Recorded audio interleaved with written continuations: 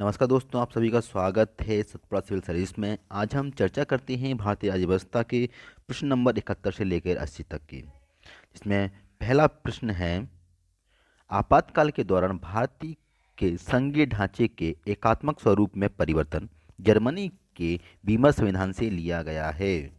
दूसरा, आपातकाल के दौरान मौलिक अधिकारों का निलंबन भारतीय संविधान की एक अनूठी विशेषता है। इनमें से कौन सा सही है? तो आप सभी कमेंट कर बताइए हमें, इनमें से कौन सा सही होगा इसमें से। इसका सही आंसर आएगा, इसमें ना तो एक सही है ना ही दो सही है, दोनों इसमें क्या है, गलत है। इसमें तो ना ही एक ना ही दो होगा। इसका डिटेल में चर्चा कर लेते हैं। आपातकाल के दौरान केंद्र सरकार सर्वशक्तिमान हो जाता है। मतलब जब आपातकाल लगता है तो क्या हो जाता है, जो भी शक्तियां होती हैं वो केंद्र के पास आ जाती हैं, और जो राज्य होता है, राज्य क्या हो जाता है, केंद्र सरकार के पूर्ण नियंत्रण में आता है। यह संविधान में औपचारिक संशोधन के बिना एक संघीय ढांचे को एकात्मक स्वरूप में परिवर्तित कर देता है। राजनीतिक व्यवस्था को संघीय से एकात्मक स्वरूप में इस तरह परिवर्तन विश्व के किसी भी संविधान में से नहीं लिया गया है। मतलब जो परिवर्तन है, एक जो शक्तियों का प्रदान है कि जो सारी शक्तियां हैं जो केंद्र सरकार के पास आ जाती है, राज्य की सारी शक्तियां, ये कहीं से नहीं लिया गया है, ये स्वयं संविधान बनाया गया है। आपातकाल का दौरान मौलिक अधिकारों के निलंबन की विशेषता जर्मनी के बीमर के संविधान से लिया गया है। एक क्वेश्चन हो जाता है कि आपातकाल के दौरान मौलिक अधिकार निलंबन का संविधान किससे लिया गया है? जर्मनी के बीमर के संविधान से लिया गया है। अगला, राज्यों के पुनर्गठन करने की संसद की शक्ति के संदर्भ में निम्न कथनों पर विचार कीजिए। इस प्रकार के परिवर्तनों पर विचार करने वाला कोई भी विधेयक राष्ट्रपति की पूर्व सिफारिश से ही संसद में पेश किया जा सकता है। अनुच्छेद 3 के तहत किसी राज्य के क्षेत्र को कम करने की शक्ति किसी भारतीय राज्य क्षेत्र विदेशी राज्य को सौंपने की शक्ति शामिल है। राज्यों के पुनर्गठन के उद्देश्य संबंधी कोई भी विधेयक विशेष बहुमत से पारित किया जा सकता है। देखो, अब इसका क्या होगा, देखो राज्य में पुनर्गठन है, इसको किस विशेष बहुमत की जरूरत नहीं होती, इसको साधारण बहुमत से ही इसको पारित किया जा सकता है। दूसरा, इसमें अनुच्छेद जो 3 में है, इसमें ऐसा कोई प्रावधान नहीं है किया गया है कि विदेशी को राज्य सौंपने की शक्ति हो, ऐसा कोई प्रावधान नहीं है। ठीक, इसमें पहला इसमें सही हो सकता है, कौन सा वाला? पहला। इस प्रकार के परिवर्तनों को विचार करने की कोई विधेयक राष्ट्रपति से पूर्व सिफारिश करने, मतलब राष्ट्रपति के पूर्व परामर्श लेने पर भी उसको संसद में पेश किया जा सकता है। डिटेल में देखते हैं। राज्यों के पुनर्गठन से संबंधित परिवर्तनों पर विचार करने की कोई भी शक्ति राष्ट्रपति के पूर्व सिफारिश से ही संसद में पेश किया जा सकता है। संविधान के अनुच्छेद 3 के तहत किसी भी राज्य को क्षेत्र को कम करने की संसद की शक्ति को किसी भारतीय राज्य क्षेत्र में विशेष सौंपने की शक्ति शामिल नहीं है। इससे अनुच्छेद 368 के तहत, कहाँ पर? अनुच्छेद 368 के तहत संविधान में संशोधन करने की भारतीय क्षेत्र विदेशी राज्य सौंपा जा सकता है। किसमें? अनुच्छेद 367 में जब संशोधन किया जाता है उस समय इसमें सौंपा जा सकता है। राज्यों के पुनर्गठन के संबंधित उद्देश्य कोई भी विधेयक साधारण बहुमत से पारित किया जा सकता है। अगला, राज्य के महाव्यक्ता के संदर्भ में निम्न कथनों पर विचार कीजिए। यह राज्यपाल द्वारा नियुक्त किया जाता है। यह राज्य महाभिधक्ता के रूप में नियुक्त होने के लिए उसकी आयु कम से कम 35 वर्ष होनी चाहिए। उसका प्राथमिक राज्यपाल द्वारा निर्धारित किया जाता है। इसको ऑप्शन देखते हैं, 1 और 2, 2 3, 3 1 और 3, 1 2 3। तो इसका सही आंसर आ जाएगा। देखो, इसकी जो आयु है इसको निर्धारित कोई नहीं है, उसको कम से कम 10 वर्ष तक या तो उच्चतम न्यायालय में उसको वकालत करनी चाहिए, या 3 वर्ष तक वहाँ न्यायाधीश के रूप में प्रयुक्त होना चाहिए। अभी उसको क्या करते हैं, महाधिवक्ता के रूप में नियुक्त किया सकता है 30। और इसको प्रश्रमिक, मतलब उसको ये जो राज्यपाल द्वारा प्रश्रमिक के रूप में निर्धारित किया जाता है। तो इसका आंसर 1 और 3 आएगा। डिटेल में देखते हैं। संविधान के अनुच्छेद 165 द्वारा राज्यों के महाधिवक्ता के पद की व्यवस्था की गई है। यह वह राज्य का सर्वोच्च विधि अधिकारी होता है। महाधिवक्ता की नियुक्ति राज्यपाल द्वारा की जाती है। महाधिवक्ता की पात्रता शर्तों का न्यूनतम आयु सीमा शामिल नहीं है। ऐसा व्यक्ति होना चाहिए जो उच्चतम न्यायालय में नियुक्त होने के योग्य हो। दूसरों में उसे भारत का नागरिक होना चाहिए और 10 वर्ष तक न्यायिक पद पर होना चाहिए। 10 वर्ष से उच्चतम न्यायालय का अधिवक्ता भी होना चाहिए, ये इसकी कंडीशन होनी चाहिए। महाधिवक्ता की पारिश्रमिक संविधान द्वारा निर्धारित नहीं है, उसे पारिश्रमिक मिलता है जो राज्यपाल द्वारा निर्धारित किया गया है। जो राज्यपाल उसको देता है, वेतन देगा, वही निर्धारित किया गया, ना कि संविधान में उसका उल्लेख किया गया है। निम्न में कौन सी रिट निज व्यक्ति के साथ साथ सार्वजनिक प्राधिकरण के विरुद्ध भी जारी की जा सकती है? बंदी, प्रत्यक्षीकरण, परामर्श, प्रतिषेध। इनमें से और निम्न प्रमेय कौन सही उत्तर चुनिए? आंसर का बंदी प्रत्यक्षीकरण क्या आएगा? बंदी प्रत्यक्षीकरण आएगा, जो क्या है, निजी व्यक्ति के साथ सार्वजनिक प्राधिकरण के विरुद्ध जारी किया जा सकता है। डिटेल में बंदी प्रतिक्षण रिट निजी व्यक्ति के साथ साथ एक सार्वजनिक प्राधिकरण के विरुद्ध भी जारी की जा सकती है, जबकि अन्य रिटें जैसे परामर्श, प्रतिषेध, उत्प्रेषण केवल सार्वजनिक प्राधिकरणों के विरुद्ध जारी की सकती है। मतलब जो है बंदी प्रतिक्षण दोनों तरह लागू होती है, एक निजी व्यक्ति और सार्वजनिक प्राधिकरण दोनों पे लागू होगी। भारतीय संविधान के अनुच्छेद 33 के निम्न कथनों पर विचार कीजिए। अनुच्छेद 33 के तहत विधि निर्माण की शक्ति केवल संसद को प्रदान की गई है, ना कि राज्य विधानसभाओं को। अनुच्छेद 33 के तहत निर्मित विधियों को किसी भी मूल अधिकार के उल्लंघन के आधार पर किसी भी न्यायालय में चुनौती दी जा सकती है। अनुच्छेद 33 के तहत निर्मित विधियां केवल युद्धक कर्मियों और सशस्त्र बलों के अधिकारियों को सम्मिलित करती हैं। उपयुक्त में कौन सा कथन सही होगा? तो इसमें कौन सही होगा? इसमें होगा पहला होगा तो अनुच्छेद 33 के तहत विधि निर्माण की शक्ति केवल संसद को प्रदान की गई है, ना कि राज्य को की गई है। दूसरा, अनुच्छेद 33 तहत निर्मित विधियों को किसी भी मूल अधिकार के उल्लंघन के आधार पर किसी भी न्यायालय को चुनौती नहीं दी जा सकती है। और इसमें गलत होगा। इसमें अगला डिटेल चर्चा करते हैं। डिटेल में देखते हैं। अनुच्छेद 33 संसद के सशस्त्र बलों, अर्धसैन्य बलों, पुलिस बलों, खुफिया एजेंसियों और इनके सदस्य बलों के सदस्यों के मूल अधिकारों को प्रतिबंधित या निरस्त करने का अधिकार प्रदान करता है। इस प्रावधान का उद्देश्य केवल कर्तव्यों को उचित निर्वहन और उनके अनुशासन बनाए रखना सुनिश्चित करता है। अनुच्छेद 33 के तहत विधियों निर्माण की शक्ति केवल संसद को प्रदान की गई, ना कि राज्य विधानसभाओं को। संसद द्वारा निर्मित किसी भी विधि को मूल अधिकार के उल्लंघन के आधार पर किसी भी न्यायालय को चुनौती नहीं दी जा सकती। कथन दो सही है। चलो, संसद की सेना अधिनियम 1950, नौसेना अधिनियम 1950, वायु सेना अधिनियम 1950, पुलिस बल अधिकारों का प्रतिबंध अधिनियम 1966, सीमा सुरक्षा बल अधिनियम आदि को अधिनियमित किया गया है। ये उनकी अभिव्यक्ति स्वतंत्रता, संघ बनाने का अधिकार, ट्रेड यूनियनों या राजनीतिक संघों के सदस्य बनाने का अधिकार, प्रेस के साथ संबंध करने का अधिकार, सार्वजनिक बैठकों या प्रदर्शनों में भाग लेने का अधिकार आदि पर प्रतिबंध लगाते हैं। सशस्त्र बलों के सदस्य वाक्यांश में सशस्त्र बलों में नाई, बढ़ई, मैकेनिक, रसोइया, चौकीदार, बूट मेकर, दर्जी आदि जैसे कर्मचारी भी शामिल हैं, जो गैर युद्धक कर्मचारी हैं। ये समझिए। अगला, भारत के नियंत्रक महालेखा परीक्षक कैग के निम्न कथनों पर विचार कीजिए। वह भारतीय लेखा परीक्षक और लेखा विभाग का प्रमुख है। वह 5 वर्ष की अवधि या 65 या 70 वर्ष की आयु जो पहले प्रदान करता है। केंद्रीय वित्त मंत्री संसद की कैग की अनुपस्थिति के दौरान उनकी प्रतिनिधित्व करता है। कौन सा आंसर सही होगा? इसका आंसर केवल सही कौन सा होगा? इसका आंसर पहला आंसर इसका सही होगा, क्योंकि जो इसकी आयु है 6 वर्ष या 65 वर्ष निर्धारित की गई है और इसमें कोई प्रावधान ऐसा नहीं है। भारत का संविधान अनुच्छेद 168 के अंतर्गत भारत के नियंत्रण और महालेखा परीक्षक के लिए एक स्वतंत्र पद प्रदान करता है। वह भारतीय लेखा परीक्षा और लेखा विभाग का प्रमुख होता है। वह लोक निधि का संरक्षक और देश की संपूर्ण वित्तीय प्रणाली को केंद्र और राज्य दोनों स्तरों पर नियंत्रण करता है। वह 6 वर्ष की आयु या 65 वर्ष आयु जो पहले प्रदान करता है। कोई मंत्री दोनों सदनों में कैग की प्रतिनिधित्व नहीं कर सकता। किसी भी मंत्री को उसके द्वारा किए गए किसी भी कार्य को उत्तरदायित्व में लेने को नहीं कहा जा सकता। किसी राज्य में राष्ट्रपति शासन लगाने के लिए निम्न किन परिस्थितियों में उचित माना गया है? राज्य में कुशासन होना, राज्य सरकार यदि विचार पूर्वक संविधान के विरुद्ध कार्य करती है, केंद्र सरकार किसी भी संवैधानिक निर्देश की राज्य सरकार द्वारा अवहेलना की जाती है। केवल 2, 1 और 3, 2 और 3, 2, 1 और 3 और 2 और 3 और 1, 2, 3। तो कौन सा इसमें होगा? इसमें किन परिस्थितियों में उचित माना जाएगा?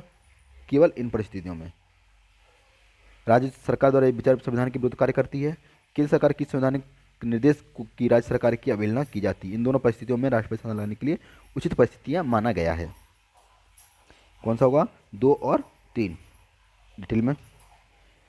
केंद्र राज्य संबंध पर सरकारिया आयोग 1988 की रिपोर्ट के आधार पर बम्बई मामले में उच्चतम न्यायालय ने 1994 में उन परिस्थितियों को सूचीबद्ध किया है जो अनुच्छेद 356 के तहत शक्तियों का प्रयोग उचित या अनुचित हो सकता है। किसी भी राज्य में राष्ट्रपति शासन लगान लागू करना निम्न परिस्थितियों में उचित माना गया है। पहला, जहां विधानसभाओं के आम चुनावों के बाद किसी भी दल को स्पष्ट बहुमत प्राप्त ना हो सको, अर्थात त्रिशंकु विधानसभा की स्थिति हो, जहां विधानसभा में बहुमत रखने वाला दल सरकार बनाने से इनकार कर देता है और राज्य के समक्ष विधानसभा में स्पष्ट बहुमत वाला कोई अन्य संगठन ना हो, जहां कोई मंत्रिपरिषद विधानसभा में अपनी हार के बाद त्यागपत्र दे देता है और अन्य दल विधानसभा में बहुमत के साथ सरकार बनाने के तैयार या सक्षम ना हो, जहां राज्य सरकार द्वारा केंद्र को एक संवैधानिक निर्देश की अवहेलना की गई है, आंतरिक उपद्रव, अशांति, उदाहरण के लिए कोई राज्य सरकार विचारपूर्वक संविधान और विधि के विरुद्ध कार्य करती है तो इसका परिणाम हिंसक विद्रोह के रूप में सामने आए। इवन रहता है भौतिक विखंडन, जहां सरकार जानबूझकर अपने संवैधानिक दायित्वों का निर्वहन करने से इनकार कर दे, इससे कि सुरक्षा को खतरा उत्पन्न हो सके। किसी राज्य में राष्ट्रपति शासन लगाने का निम्न परिस्थितियों में अनुचित माना गया है, जहां मंत्रिपरिषद विधानसभा के बहुमत के समर्थक होने पर त्यागपत्र देता है तब बर्खास्त कर दी जाती है और राज्यपाल वैकल्पिक सरकार बनाने की संभावना की जांच किए बिना राष्ट्रपति शासन लगाने की सिफारिश करता है, जहां राज्यपाल विधानसभा किसी मंत्रिपरिषद के समर्थन में स्वयं आकलन करता है और मंत्रिपरिषद को विधानसभा के पटल पर बहुमत साबित करने की अनुमति दिए बिना राष्ट्रपति शासन लगाने की सिफारिश करता है, जहां विधानसभा में बहुमत के समर्थन का उपयोग कर रहे सत्तारूढ़ दल को लोकसभा के बहुमत आम चुनाव में बड़ी हार का सामना करना पड़ा, जैसे 1977 और 1980 में हुआ था। आंतरिक गड़बड़ी, जिसमें आंतरिक उपद्रव और या भौतिक तोड़फोड़ ना हुई हो, राज्य में कुशासन या मंत्रिपरिषद के विरुद्ध भ्रष्टाचार का आरोप या राज्य वित्तीय संकट, जहां राज्य सरकार को अपनी गलती सुधारने के लिए पूर्व चेतावनी नहीं दी जाती है, केवल उन मामलों को छोड़कर जहां स्थितियां विपत्तिकारक घटनाओं में परिवर्तित हो सकती हैं, जहां सत्ताधारी दल की अंतर्दलीय समस्याओं को हल करने के लिए किसी बाह्य या असंगत उद्देश्य की शक्ति के विरुद्ध संविधान के विरुद्ध किया जाता है। ये क्या है? ये रिक्ति लगाने के लिए इन परिस्थितियों अनुचित होना चाहिए, ये परिस्थितियाँ अनुचित हैं। और दूसरा जो ये परिस्थितियाँ क्या है, इन परिस्थितियों को उचित होना राष्ट्रपति शासन लगाने का कार्य करती हैं। अगला, निम्न में कौन से प्रावधान संविधान संशोधन के माध्यम से संविधान में शामिल किए गए हैं? पहला, राष्ट्रपति को मंत्रिपरिषद सलाह के अनुसार कार्य करना होता है। 18 वर्ष से अधिक की आयु के सभी नागरिकों को लोकसभा निर्वाचन में मतदान करने का अधिकार है। तीसरा, राज्य सामाजिक और शैक्षणिक रूप से पिछड़े वर्गों की उन्नति के लिए विशेष प्रावधान कर सकते हैं। इसका आंसर आएगा कौन? तीनों इसका आंसर सही होंगे। कैसे? पहला, राष्ट्रपति को मंत्रिपरिषद सलाह के अनुसार कार्य करना चाहिए। 18 वर्ष से अधिक आयु के सभी लोग क्या कर सकते हैं? मतदान का अधिकार हो जाता है। राज्य सामाजिक और शैक्षिक रूप से पिछड़े वर्गों की उन्नति के लिए विशेष प्रावधान कर सकता है। तो आंसर कौन सा इसका आंसर होगा? 1, 2 और 3।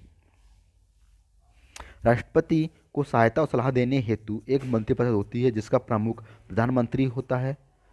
राष्ट्रपति मंत्रिपरिषद की सलाह के अनुसार कार्य करेगा। यह प्रावधान 42वें संविधान संशोधन अधिनियम द्वारा अनुच्छेद 74(1) के रूप में संविधान में जोड़ा गया था।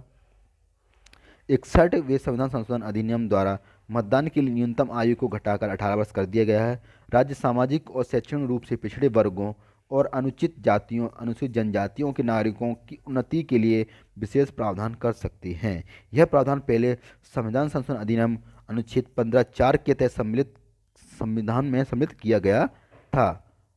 तो क्या है? उपरोक्त सभी प्रावधानों में संशोधन संविधान संशोधन के माध्यम से संविधान में शामिल किया गया है। हाल ही में खगोलविदों ने अल्ट्रा लॉन्ग पीरियड मैग्नेटर से अंतरिक्ष में एक दुर्लभ विशालकाय विस्फोट की खोज की है। अल्ट्रा लॉन्ग पीरियड मैग्रेटर के संदर्भ में निम्न कथनों पर विचार कीजिए। ये उच्च ऊर्जा वाले न्यूट्रॉन तारे हैं जिनमें प्रबल चुंबकीय क्षेत्र होते हैं। मैग्रेटर्स का उत्सर्जन अत्यधिक रेखीय रूप में ध्रुवीकृत उज्ज्वल होता है और व्यापक आवर्ती रेंज में दिखाई देता है। तो केवल एक केवल दो, एक और दो ना एक, इसका आंसर क्या आएगा? दोनों इसके क्या होंगे? सही कथन होंगे। जैसे ये क्या करते हैं, उच्च ऊर्जा वाले न्यूट्रॉन तारे हैं जिनमें प्रबल चुंबकीय होते हैं, मतलब जो क्या होंगे, चुंबकीय तारे होंगे जो अपने तक आकर्षित खींचते हैं। और मैग्नेट्स के उत्सर्जन अत्यधिक रेखीय रूप में, क्या रेखीय रूप में चलते हैं, मतलब एक दिशा में चलते हैं, जो ध्रुवीय उज्ज्वल होता है और व्यापक आवर्ती रेंज को दिखाई देता है। जब एक ही रेखा में चलेगा तो क्या होगा, इसकी आवर्ती बढ़ेगी इसकी। अगला डिटेल में देखते हैं। हाल ही में खगोलविदों ने एक अंतर्राष्ट्रीय समूह ने अत्यंत दुर्लभ विशाल के विस्फोटों के बारे में पहला साक्ष्य प्राप्त किया, जिसे अल्ट्रा लॉन्ग पीरियड मैग्रेटर के रूप में जाना जाता है, जो 13 मिलियन प्रकाश वर्ष दूर स्थित एक मैग्रेटर से उत्सर्जित हुआ। मैग्रेटर एक प्रकार का पृथक न्यूट्रॉन तारे होते हैं जिनमें प्रबल चुंबकीय क्षेत्र होते हैं। वे क्षणिक एक्सरे स्पंदन के रूप में तीव्र विस्फोटक का अनुभव करते हैं, जो सूर्य की तुलना में कई गुना अधिक होते हैं। जहाँ तक कि एक निष्क्रिय मैग्रेटर की भी सूर्य से हजारों गुना अधिक चमकदार हो सकते हैं।